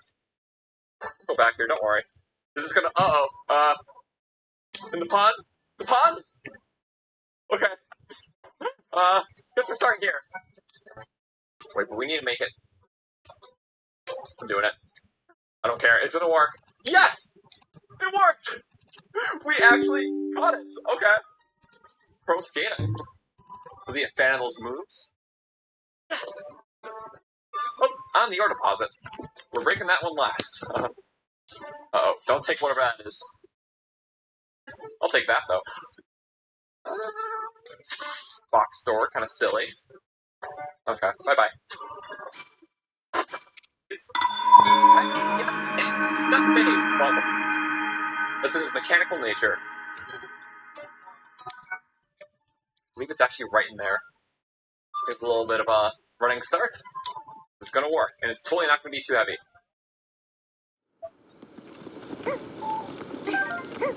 Probably absolutely terrible, actually. There we go. This is gonna work. Called it. We're like vertical right now. That basically got us across. We didn't have the stamina otherwise. Probably just chilling. It's like this guy again. Okay, I waited too long. Give me the full archaic set. Full archaic zone I. Great Skyland style. So not much, but it's a complete set. Shield! The final shield! Fire arrow. 1 extra damage. Maybe 2. Oh. What are you gonna do up there? Rocks? I'm ready. Oh, that one just bounced off me. You can parry too. Won't be tried. He just dropped his shield. Okay, you know what? Thank you. Oh! He's not gonna be able to take it there. Ah! The rock will. It's calling to me. Stupid. I can't shield switch. Yes, I can. Shield switch. We can do it. Ah. Yep, double parry. There we go. Yeah. Get out of town. Yeah, these guardians are special. They don't make the Don't have to use the durability yet. Master Sword glow because they technically aren't corrupted. But What is they it? behave the exact same way at the end of the Give it a day, little so, tumble. you know. Oh, okay. That does it. It does what it wants to. Yep. Sheer impact. Everything's a circle. Look, gravity goes a long way. Rocket hard slice. Square. I don't know how the analogy goes. There's also bows in here. Why waste bows? That would be a waste. Oh. Expected to fail. I like the design. Oh wait, how would you break that wall? You're gonna swap the rock? Is it a better rock? Yellow, I can't tell. Oh. Apparently it was. Oh, there you go. Perfect. We're not. Oh, he's burning. Yeah, there we go. 18 DPS. Triple on takes 30 damage. He takes 18 damage. Why do I know that? Double break. Third of the 3 shrines. Over the final ability. Wait, yes. If we just carry it, this should not work. I'm very scared. Did it. Okay, I'll take it. Very surprised though, but... Wow, that was bad. A little bit more so. These trees are going in no sunlight. Oh no. But it's good because, one special reward. Sonic Charge! Only 2 on the Great Sky Island. Okay, now we need to get there. Have the wings. Whoop, and we go! Ah, okay. That was my failsafe. Oh, come on. Haha. Need an ability, dum-dum. This is a patience shrine. Manage. We'll bounce up. Whoop! Yeah! Yeah! Nice! Normal thing, and, jump backwards. Perfect. Beautiful. Yeah. Somehow his legs didn't shatter. Well, look at the sun, though. I love these angles. Just horizon line over. And the second charge. A limited battery for 30 seconds. It's good when you only have 1 battery, so. Brushes leave up to 50% of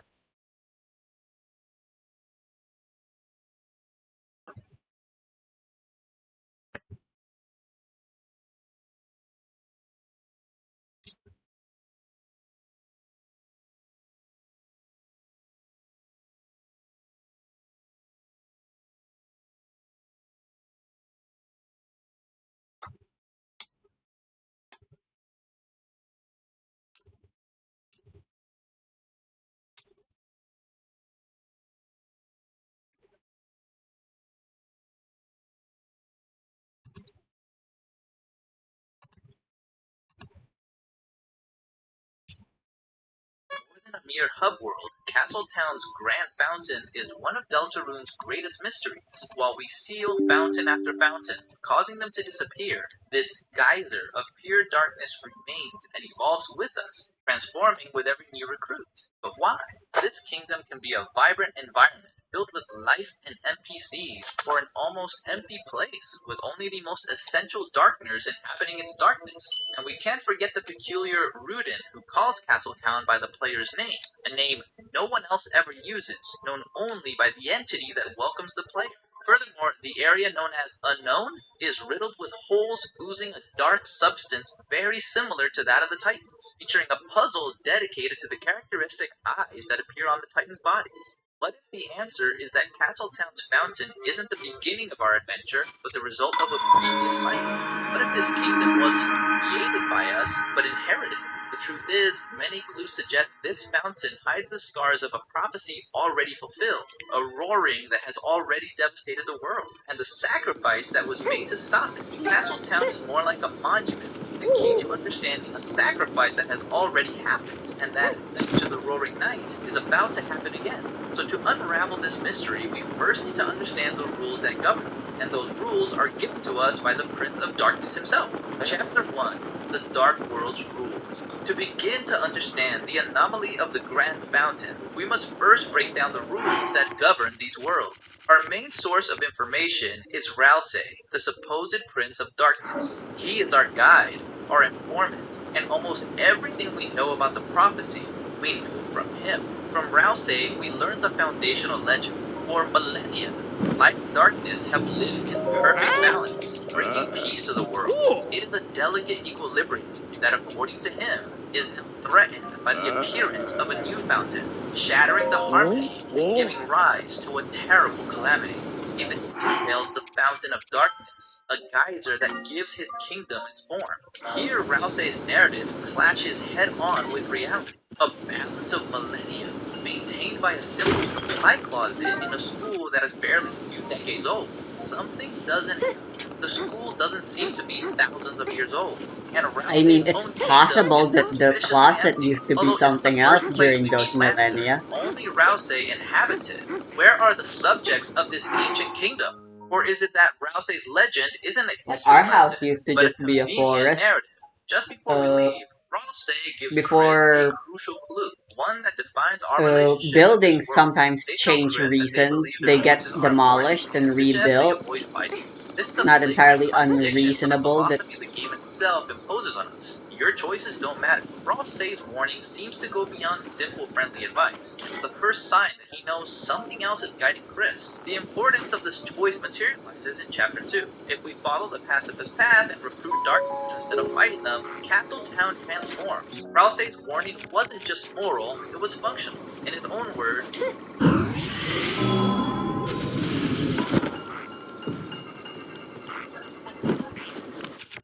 Ralsei's kingdom isn't a static place. It's a work in progress. It's a refuge that fundamentally depends on the rewards we bring from other worlds.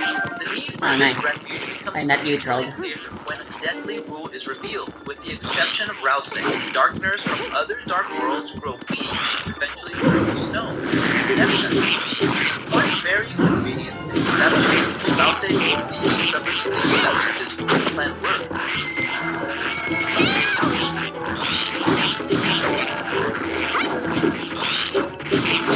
Arc that can save them. However, in Chapter 3, Ralsei adds another layer of complexity. He defines dark worlds not as another plane, but as a real time.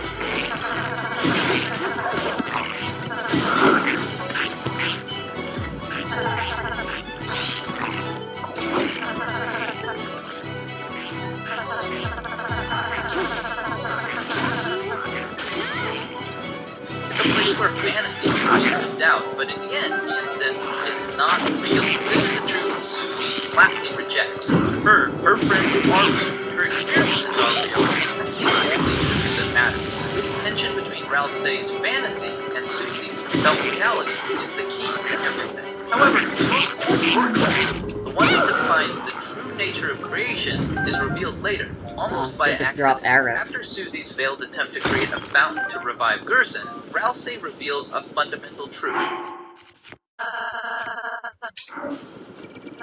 Good thing to see.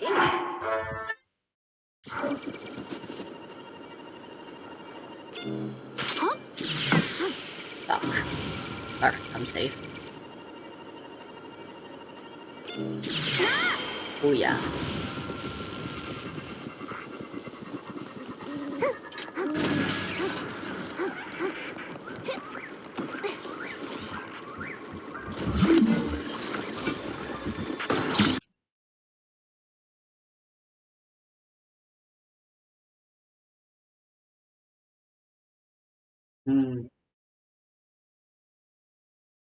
It appears this section's inherently glitchy.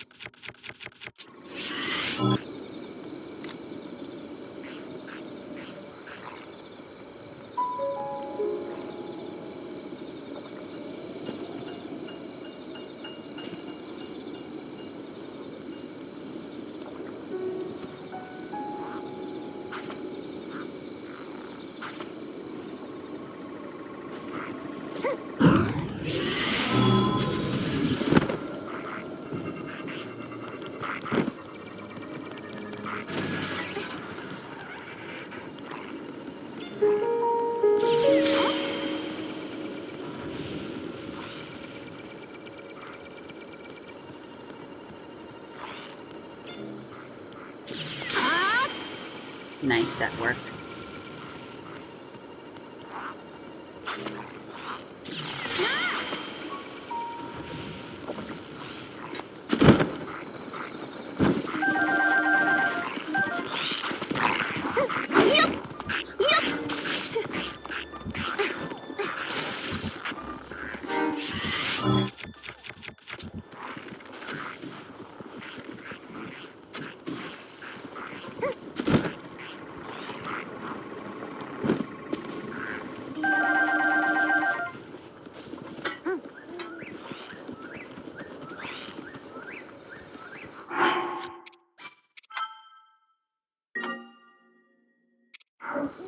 Every little progress we're going to save.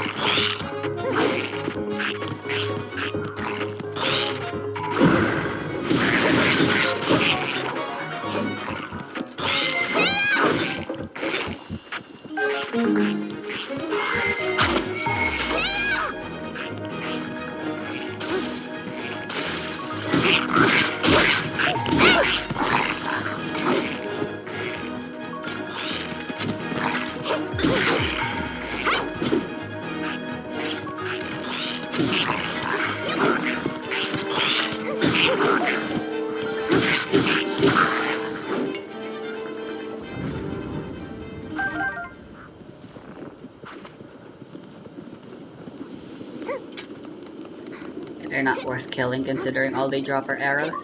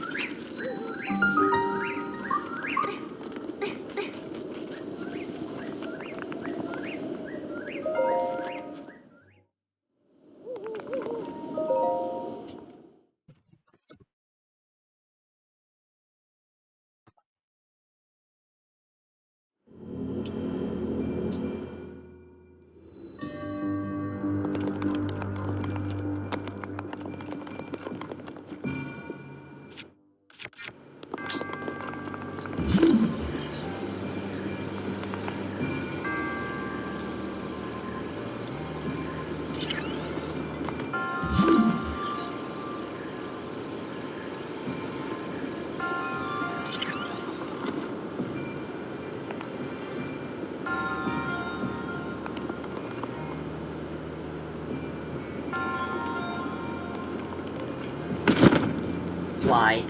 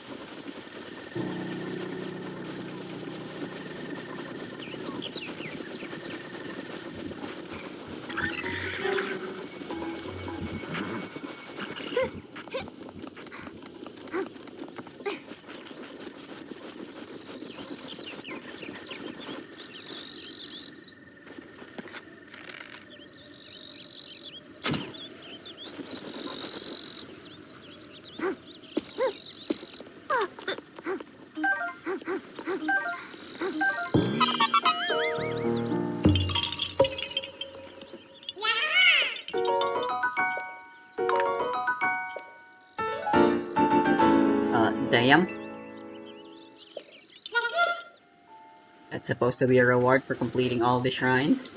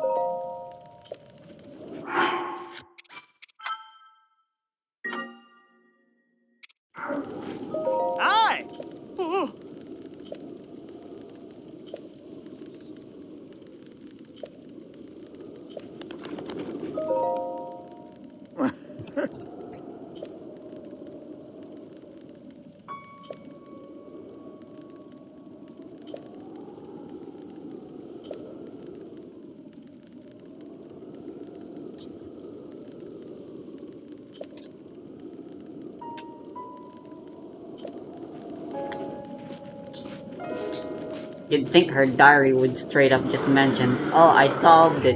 Here's what you gotta do."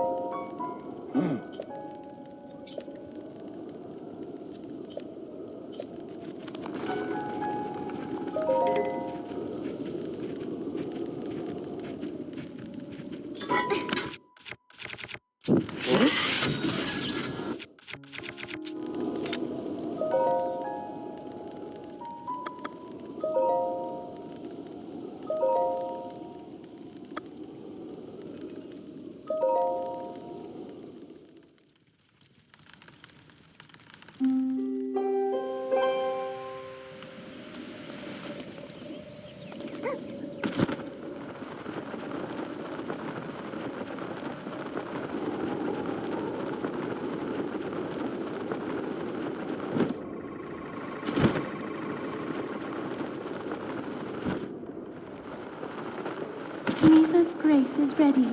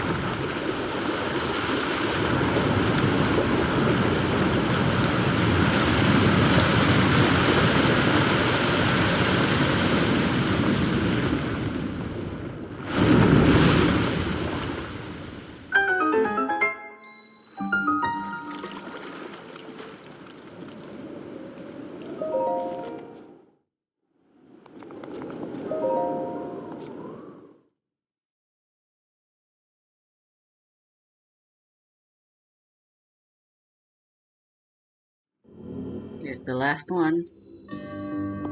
Ah, this one.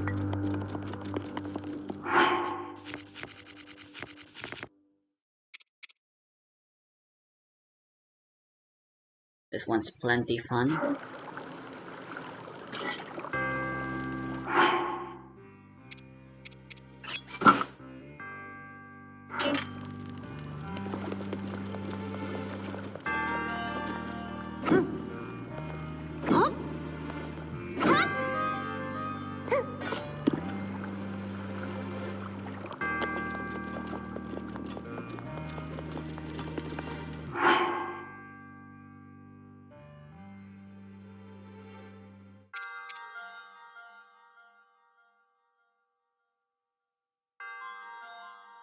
You know what?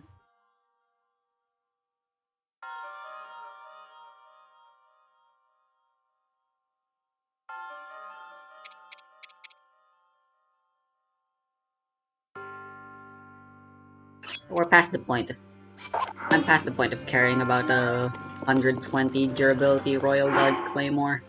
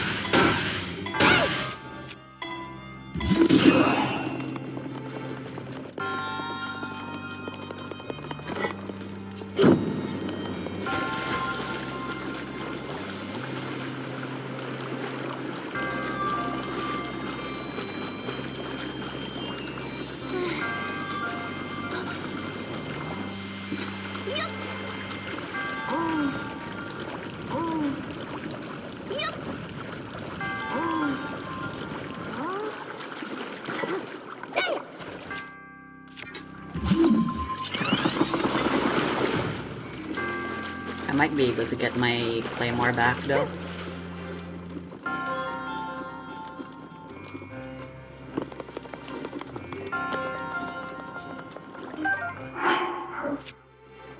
Cool.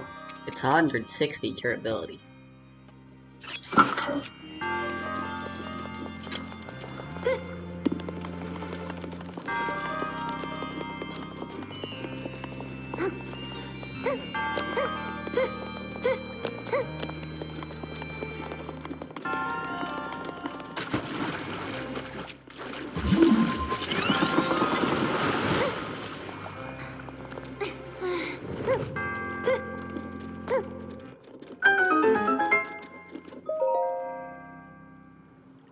Whoa.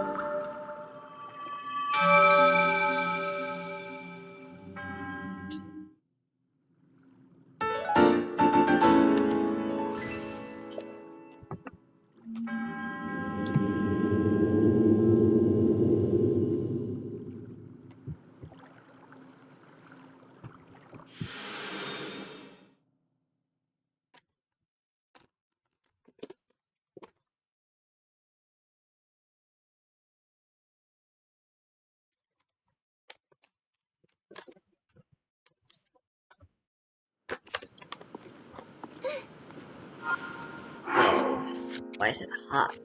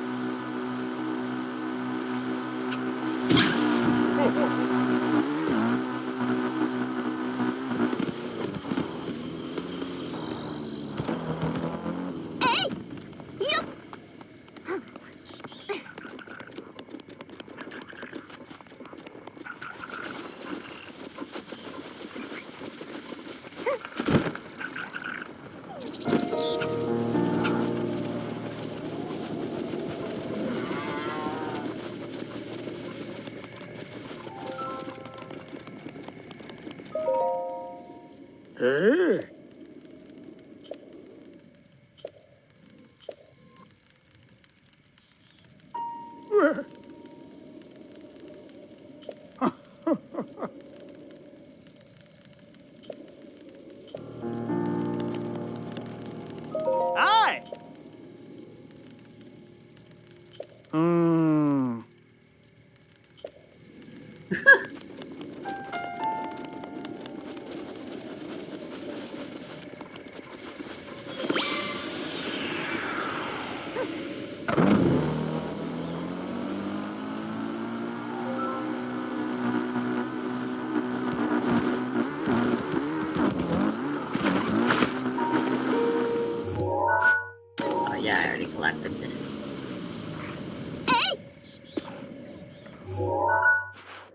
I'm gonna teleport now before I get into a fight.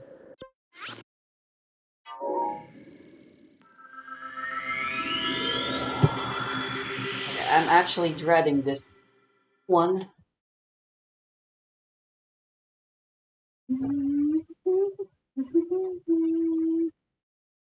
The second phase feels like it might be a bitch.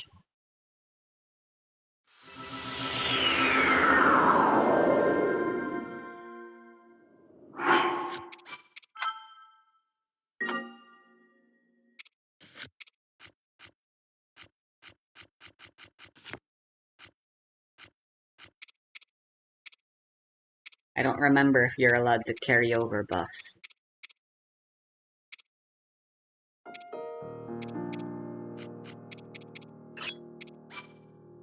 I suppose there's no harm in trying.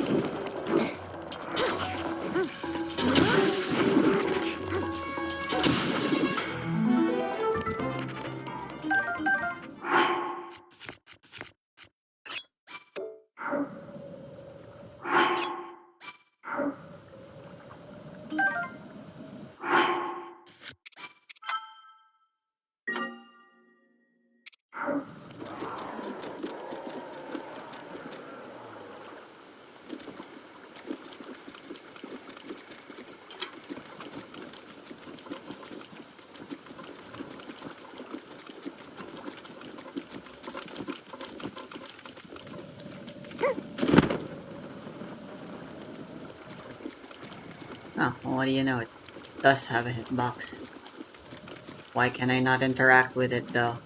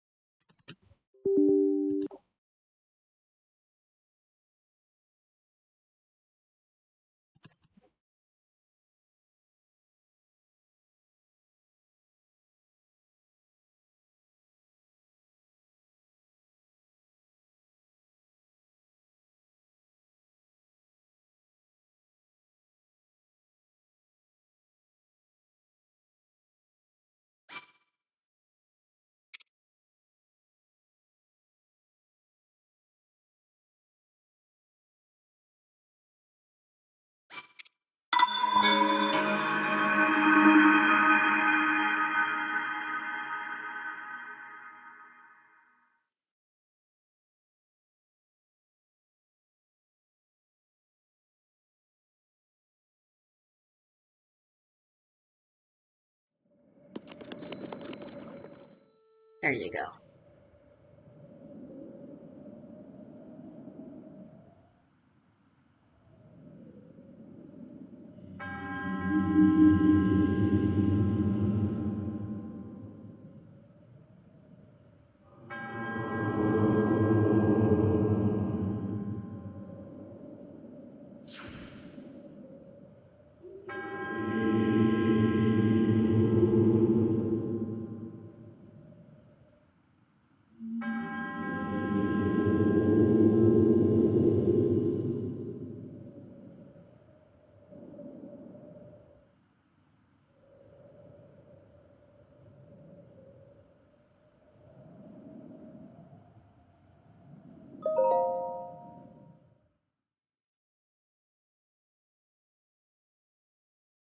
Oh,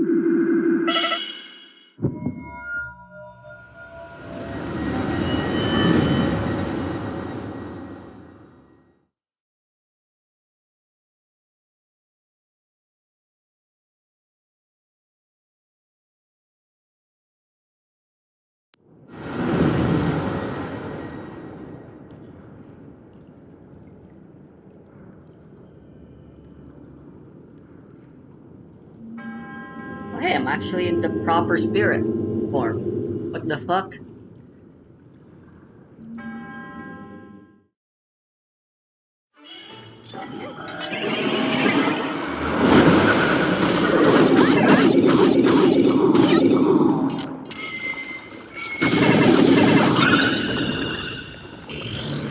I realistically just need one charge attack.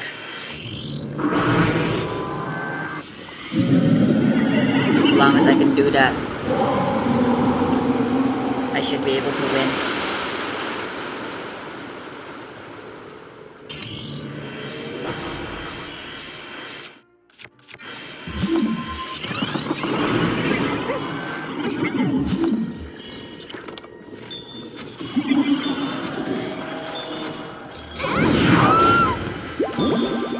It is my pleasure.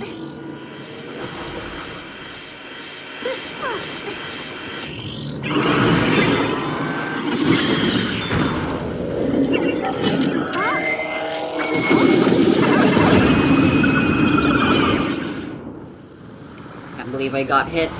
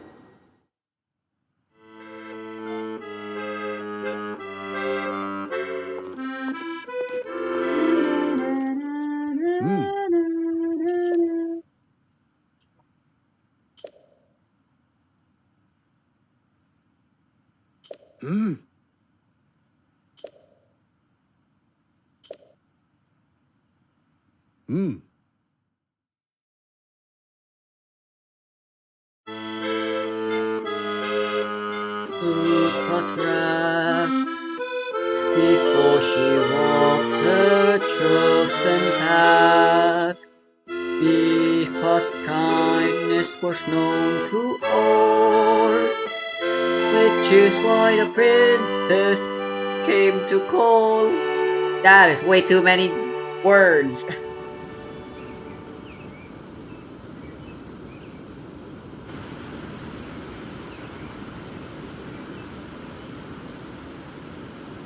So, Princess, may I ask who the other chosen champions are? Oh my god, she's so short. Goron Vigilance, Daruk. Rito Confidence, Rivali. Gerudo Spirit, Urbosa. And also... I just realized I most likely the went in Hylian the... with the sword that seals the darkness. I went in the exact same order. Oh,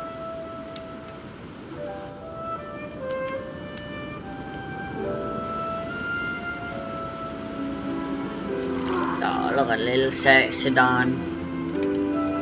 Sidon! Hurry and swim up here! Sidon. Perhaps he is still too young to swim up this big waterfall. One day, Princess, I must There's leave her him pose. to face my fate with Ruta.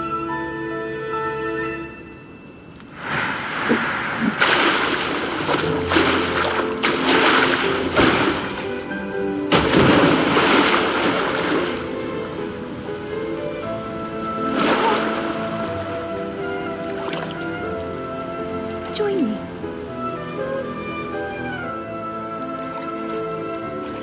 We'll go together so you can get a feel for it. Let's go.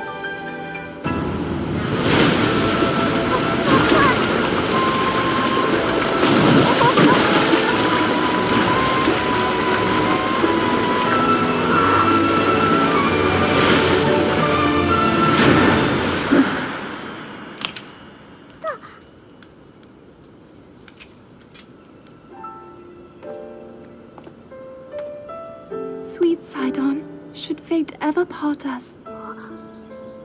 I'm counting on you to protect our beloved home from harm. Understood?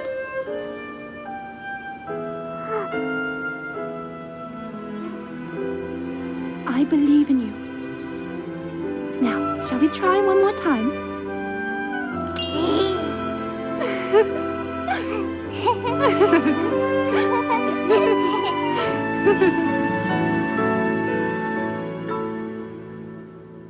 Oh man, it's all so sad seeing all these cutscenes.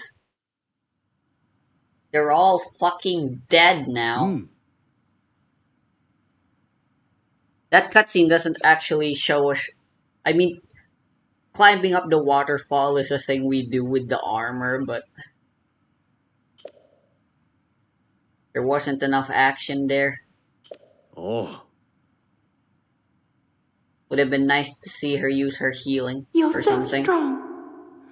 So much stronger than before. The power of Mifa's grace will now recharge much faster. As powerful as you are, I am certain you can save Hyrule, as well as the princess who awaits you.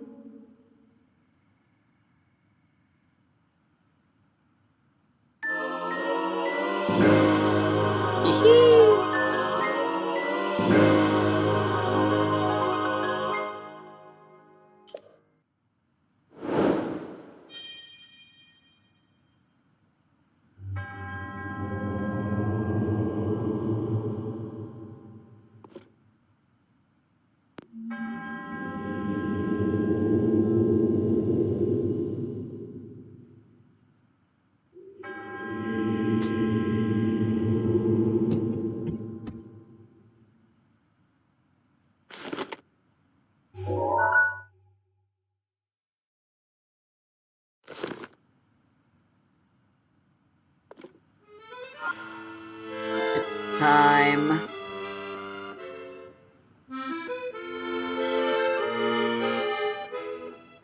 for me to go to bed.